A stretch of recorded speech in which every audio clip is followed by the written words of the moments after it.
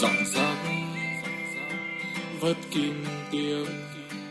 đi tuyên truyền cho bà con không mắc nghiện, đi khuyên chị em đông con hãy nên đặt vòng, đi phát áo mưa cho các anh chồng, đi lên núi ra đảo xa giữa biên cương và vùng trời tổ quốc ta. Bầu đây hãy thương lấy mi này, thương nhau tay đắm